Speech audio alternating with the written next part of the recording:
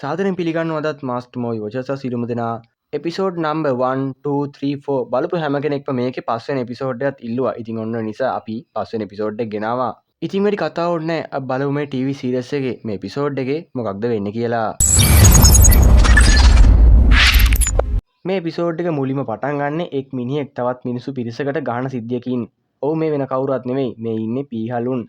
මට පේන හැටියට මෙයාගේ කල්ලියේ පොඩි ප්‍රශ්නයක් වගේ. ඒ වගේම මෙතන එපිසෝඩ් 4 දැකපු ඒ කොල්ලත් ඉන්නවා. මට පේන හැටියට මෙයා පීහලුන්ගේ සහායකයා වගේ.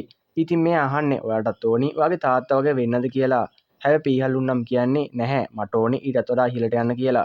ඔන්න මේත් එක්කම මේ එපිසෝඩ් එක නිල වශයෙන් පටන් ගන්නවා.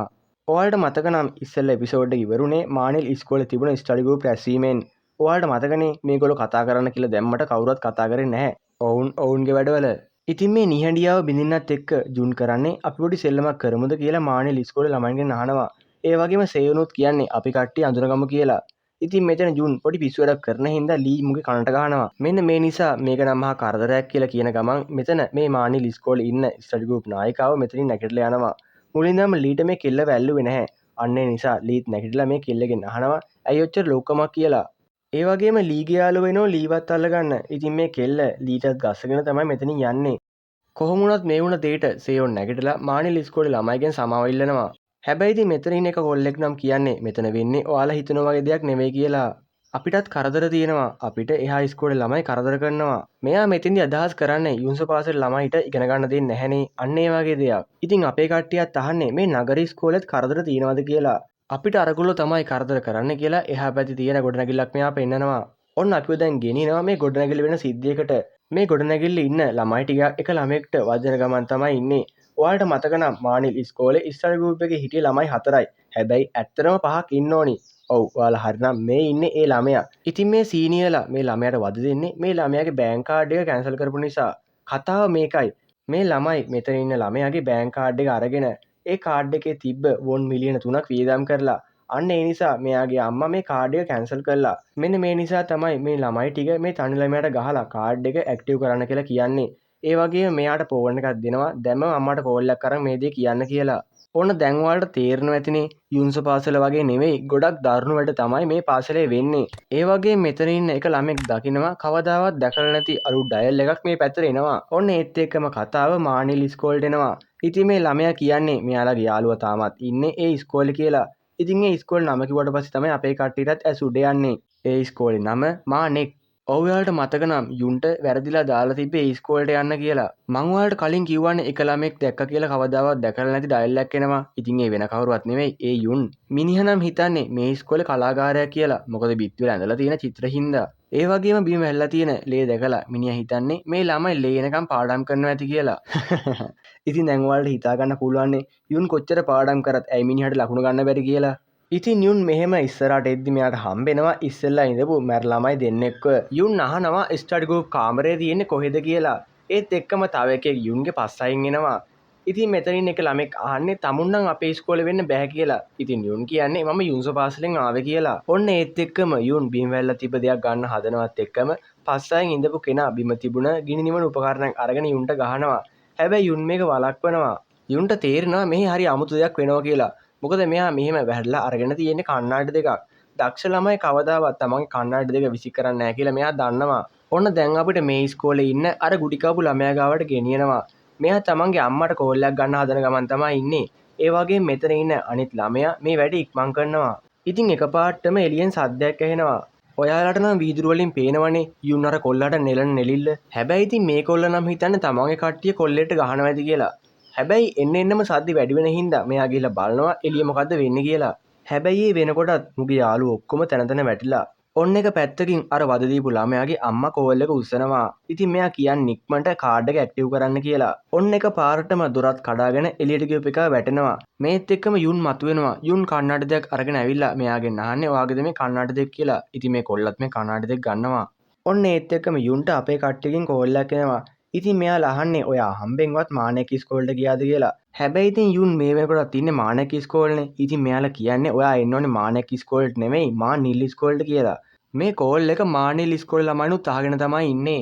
ඉතින් මෙයාලා අහනවා මින් කියලා යාළුවෙකුත් ඔතන ඉන්නවද කියලා. යුන් අහනවා මෙතන ඉන්න කොල්ලගෙන් ඔයා මින්ද කියලා. ඔව් මේ ඉන්නේ මින් තමයි. ඒ වගේම මින් කියන්නේ අපි ඉක්මනට මෙතනින් යමු කියලා. ඔන්න ඒත් එක්ක මෙතෙන්ට කොල්ලෙක් එනවා. ඔහේද මගේ කොල්ලන්ට ගැහුවේ කියලාත් අහගෙන. හැබැයි ඉතින් යුන් ෆෝන් එකත් පැත්තකින් තියලා මේ කොල්ලට අමතක නොවන සංග්‍රහයක් දෙන්න අමතක කරන්නේ නැහැ. මේ සටන ඉවර වෙලා යුන් මින්වත් අරගෙන යනවා මානෙල් ඉස්කෝලේට. ඊට පස්සේ අපේ කට්ටිය දෙගොල්ලොම එකතු වෙලා හරි අපූර්වට ස්ටඩි ගෲප් මීටින් එකකුත් තියෙනවා. ඒ වගේම මේ සිදුවීම නිසා කණ්ඩායම අතර තිබ්බ විරසකෙත් දැන් නැති වෙලා. ඉතින් ඔන්න මෙයාලා අවසානයේ සමුගන්න තමයි හදන්නේ. මෙතෙන්දි කලින් වුණ දේවල් වලට සමා වෙන්න කියලා මානෙල් ඉස්කෝලේ කණ්ඩායම් නායිකාව කියනවා. ඒ වගේම ලීත් සමාව ගන්නවා තමන්ගේ අතින් වුණ දේවල් වලට. මින් යුන් ගාවට ඇවිල්ලා මෙයාගෙන් අහනවා පොඩ්ඩක් කතා කරමුද කියලා. ඉතින් මේ දෙන්න පැත්තකට යනවා කතා කරන්න. මෙහෙම ගිහිල්ලා මින් කියන්නේ ස්තුතියි වගේම සමා වෙන්න කියලා. යුන් අහනවා ඇයි සමා වෙන්න කියන්නේ කියලා. ඔන්න මේ නිසා මින් අහනවා මෙයාගෙන් ඔයාට මාව අඳුරගන්න බැරිද කියලා. මේත් එක්ක මෙයා කන්නඩ ටික දාගන්නවා. ඔන්න ඉතින් යුන්ට මෙයාව අඳුරගන්න පුළුවන් වෙනවා. මේ ඉන්නේ මෙයාගේ කලින් පාසලේ ඉඳපු දක්ෂම ශිෂ්‍යයා. කතාව මේකයි. යුන් පොඩි කාලේ ඉද්දි ස්ටඩි ගෲප් එකට ජොයින් වෙන්න මින් ගාවට ගිහිල්ලා තියෙනවා. හැබැයි මින් කියලා තියෙන්නේ තමුන් වගේ මෝඩයෙක්ට මගේ කණ්ඩායමේ ඉඩක් නැහැ කියලා. ඔන්න ඔය නිසා තමයි මින් මෙතෙන්දි මෙයාගෙන් සමාව ගන්නෙ. ඒ වගේම මින් කියනවා දිගටම මානසික වෙලා අදිෂ්ඨානයෙන් වැඩ කරන්න කියලා. එතකොට ඉස්කෝලේ පළවෙනියා වුණත් ඔයාලට වෙන්න පුළුවන්. ඒ වගේම රටේ අංක 1 වුණත්. ඔන්න ඉතින් ඒකට නම් කොල්ලට පොඩ්ඩක් ඇඬෙනවත් එක්ක. ඔන්න දැන් අපිව ගෙනියනවා යුන්සු පාසලට. ඉතින් අපේ කට්ටිය දුවගෙන පඩිපෙලෙන් නගිනවා මොකක් හරි සතුටින් කියාගෙන. ඒ වෙන මොකක්වත් නෙමෙයි. යුන්සු පාසලෙන් මෙයාලගේ කණ්ඩායමට පන්ති කාමරයක් ලැබිලා. මේ කාමරේ දොර අරිද්දි ලොකු මකුළුදල් ගොඩක් තමයි මේකේ තියෙන්නේ. ඉතින් මෙයාලා පණ දාගෙන මේ පන්ති කාමරේ හදන්න පටන් ගන්නවා. කොහොම වුණත් මෙයාලා දන්නවා මේක නම් ලේසි වෙන පාටක් නැහැ කියලා. ඉතින් කොහොම හරි අපේ කට්ටිය මේ පන්ති කාමරේ හදලා ඉවර කරනවා. දැන් මේක නියම ස්ටඩි ගෲප් කාමරයක්. මෙයාලා මෙහෙම පන්ති කාමරේ හදලා ඉවර වෙනකොට තව ඩයලොග්ක් මෙතෙන්ට එනවා. මූ ඇවිල්ලා කියන්නේ සිගරට් එකක් නම් බොන්න මාර ප්ලේස් එකක් නේ කියලා. ඒ වගේම මූ සිගරට් එකකුත් පත්තු කර ගන්නවා. මේක ස්ටඩි ගෲප් කාමරේ කියන ලී මුට ගහන්න එනවත් එක්කම මොනවා හරි දෙයක් නිසා ජුන් වගේම ලීගේ යාළුවා ලීව නවත්තනවා.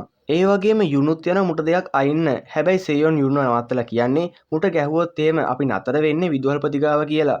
මට පේන විදියට මූ විදුහල්පතිගේ පුතාද කොහෙද? ඉතින් මේ කොල්ලා කියන්නේ උඹලට කවදාවත් ඉගෙන ගන්න බෑ කියලා. උඹලා මහා මෝඩයෝ ටිකක්. ඉතින් මෙයාගේ නම කිම් හෝ. හැබැයි ඉතින් මූ මෙතන යන්නේ අපේ මිස්සාවට පස්සේ. තව දෙයක් කියන්න තියෙනවා. කිම් හෝ තමයි යුන්ගේ වයස විභාග වලින් පන්තියේ පළවෙනියා. ඉතින් යුන් මිස්ටර් කියන්නේ මම කොහොම හරි ඉගෙනගෙන මුව පරද්දනවා කියලා. ඉතින් ඔන්න දැන් මිස් මෙයාලට උගන්වන්න පටන් ගන්නවා. ඊට කලින් මිස් කරන්නේ මෙයාලා ඉන්න ස්ථානය. එහෙම නැත්නම් ඉස්කෝලේ ළමයි 220 අතරින් මොන ස්ථානයේද මෙයාලා අරන් තියෙන කියලා පෙන්නන එක. මේ අතර වැඩිම ලකුණු අරන් ඉන්නේ සේයොන්. එයා දෙවෙනියා. ලී 180, ජුන් 130, ලීගේ යාළුවා 162. ඒ වගේම අවසානයේ අපේ කණ්ඩායමේ නායකයා යුන් ළමයි 220 අතරින් 219 වෙනියා. ඕන දැන් ඔයාලට තේරෙන නැතිනේ මෙයාලා ඉන්න ස්ථාන ටික. ඉතින් විභාගයට තව දවස් තියෙන නිසා මිස් කියන්නේ මම කියන විදිහට වැඩ කරොත් එහෙම ඔයාලට වැඩි ලකුණකට යන්න පුළුවන් කියලා. ඔන්න ඊට පස්සේ ඉස්කෝලේ හැරෙනවා. අපේ කට්ටිය මෙහෙම යද්දි ජුන් මෙයාලට පොඩි කතාවක් කියනවා. මෙයා ඔෆිස් එක පැත්තෙන් යද්දි විදුහල්පතිතුමා මිස්ටර් අභියෝගයක් කරලා පුළුවන් නම් ළමයි ඔක්කොම ශ්‍රේණිගත කිරීම වලින් 10ක් උඩට අරගන්න කියලා. ඒ තමයි දැන් මෙයාලා අරන් ඉන්න ස්ථාන වලට වඩා 10ක් උඩට ගෙනියන්න. උදාහරණයක් විදියට යුන් මේ වෙනකොට ඉන්නේ 219. ඉතින් මෙයාව 209ට වක් ගෙනියන්න ඕනි. ඕන්න ඉතින් මේක ඇහුවට පස්සේ තමයි අපේ කට්ටියත් කන්ෆියුස් වෙන්නේ. ඉතින් මෙයාලා මෙහෙම කතා කර කර ඉද්දි සේයොන් වෙලා බල්ලා Tamanට පරක් වෙනවා කියලා මෙයා මෙතනින් යනවා. ඒ වගේම සේයොන්ගේ තාත්තගෙන් මෙයාට කෝල් එකක් එනවා. තාත්තා කියන්නේ ඉස්කෝලේ ඉවර නම් ඉක්මනට වැඩවලට වරෙන් කියලා. මේත් එක්කම අපිට සේයොන්ගේ අතීතය පෙන්නනවා. සේයොන්ට තිබිලා තියෙන එච්චර හොඳ අතීතයක් නන් නෙවෙයි. මෙයා පොඩි කාලේ ඉඳන්ම හොඳට ලකුණු අරන් තියෙනවා. හැබැයි මෙයාගේ ගෙදර අම්මයි තාත්තයි නිතරම රණ්ඩු වෙලා. මෙන්න මේ නිසා සේයොන් පොඩි කාලේ ඉඳලම ඉඳලා තියෙන්නේ මානසික පීඩනින්. ඉතින් මේ පරණ ජීවිතේ මතක් වෙවි තමයි දැන් සේයොන් පාරේ ඇවිදින්නේ. මෙහෙම යද්දි මෙතනට ලීගේ යාළුවත් එනවා. ඉතින් මේ කෙල්ල සේයොන් එක දිගටම පාරේ ඉස්සරහට යනවා. හැබැයි මෙයාලට මෙහෙම වැඩි දුරක් නම් යන්න වෙන්නේ නැහැ. ඉස්කෝලේදී දැකපු කරදරකාරයා කිම් හෝ මෙයාලට පාරේදී හම්බෙනවා. ඒ වගේම අර එපිසෝඩ් 3ේදී දැකපු නපුරු කෙල්ලත්. ඉතින් මෙයාලා මේ දෙන්නව ගෙනල්ලා හොඳටම ගහනවා. හැබැයි ඉතින් මේකට නම් කිසිම හේතුවක් නැහැ. ඒ වගේම මෙයාලා මේක වීඩියෝ කරන්න අමතක කරන්නේත් නැහැ. හැබැයි මෙතනට යුන් එන නිසා මෙයාලට වැඩි වෙලාවක් නම් මේ සෙල්ලම් දාන්න වෙන්නේ නැහැ. යුන් දෙන පාරක් නිසා කිම්මෝ එතනම වැටෙනවා. ඉතින් දැන් අනික් කට්ටිය මේක වීඩියෝ කරන්න හදන නිසා යුන් මෙයාලගේ ෆෝන් ටිකත් ගන්නවා. මේකට නම් බය වුණු නපුරු සෙට් එක පැනලා දුවනවා. ඉතින් ඊට පස්සේ සේනුක් ගෙදර යනවා. හැබැයි සේයොන් ගෙදර ආපු ගමන් තාත්තගෙන් හොඳ කණේ පාරක් තමයි හම්බෙන්නේ. ඉතින් තාත්තා කියන්නේ දැන්වත් ඔය ඉගෙන ගන්න එක නවත්තලා මාත් එක්ක වැඩට වරෙන් කියලා. කොල්ලා හොඳට ඉගෙන ගන්නවා. හැබැයි තාත්තට නම් ගාණක්වත් නැහැ. මෙන්න මේකට මල පැනපු සේයොන් තාත්තට බැනලා මේ ගෙදරින් යනවා. හැබැයි සේයොන් එළියට බහිනවත් එක්ක මෙයාට යුන්න මුණ ගැහෙනවා. මට පේන විදිහට යුන් මේ ගෙදරුණ දේවල් අහගෙන තමයි ඉඳලා තියෙන්නේ. යුන් කියන්නේ ඔයා අපේ ගෙදර යමු කියලා. හැබැයි ඉතින් මට තනියම ඉන්න ඕනේ කියලා කියන ගමන් සේයොන් මෙතනින් යනවා. කොහොමුණත් සේයොන්ට වැඩිදුරක් නම් යන්න වෙන්නේ නැහැ. ඒක පාටම අර කිම්හෝ මතුවෙන නිසා උගෙන් බේරෙන මෙයා වෙන පාරකින් දුවනවා. හැබැයි කොහොම ගියත් මෙයාට අන්තිමේදී කිම්හෝ මුණ ගැහෙනවා. ඔයාලට නම් පේනවනේ මිනිහාගේ මූණේ තියෙන ප්ලාස්ටරේ. ඒ වගේම කිම්හෝටත් හොඳටම කේන්ති ගිහිලා තියෙන දවල් වුණ සිද්ධියට මට තොර ගහන්න නැතුව අද නිින්දයක් නැහැ කියලා කියන ගම කිම්හෝ ඉස්සරහට එනවා. ඔන්න මේත් එක්කම යුන්ගෙන් සේයොන්ට කෝල් එකක් එනවා. යුන් උඩ ඉඳන් සිද්ධිය බලාගෙන ඉන්නේ. යුන් කියනවා සේයොන්ට කරන්න ඕන දේවල් ටික. ඉතින් මේ නිසායි සේයොන්ට පුළුවන් වෙනවා යන්තමින් නැඟ බේර ගන්න. කොහොම හරි අන්තිමේදී සේයොන් දෙන පාරක් හින්දා කිම්හෝට සිහිය නැති වෙනවා. ඔව් ඔයාලා මේ කතා මාලාව බැලුවනම් සේයොන් ගුටි කන්න නැතුව බේරිච්ච පළවෙනි අවස්ථාව තමයි මේක. ඔන්න ඉතින් අවසානයේදී යුන් සේයොන්ව තමන්ගේ ගෙදරට ගෙනියනවා. මේ කතාව බලන ඔයාට එක ප්‍රශ්නයක් ඇති. ඇයි යුන් තමන් දන්න සටන් ශිල්ප තමන්ගේ යාළුවන්ට උගන්වන්නේ නැත්තේ කියලා. ඉතින් මේක මේ පස්වෙනි එපිසෝඩ් එක ගෙනකන් විතරයි. හැබැයි යුන් තමන් දන්න සටන් ශිල්ප තමන්ගේ යාළුවන්ට ඉදිරි එපිසෝඩ් වලදී උගන්වයිද? මෙයාලට ඉස්සරහදී මොන වගේ අභියෝග වලට මුහුණ දෙන්න සිදු වෙයිද?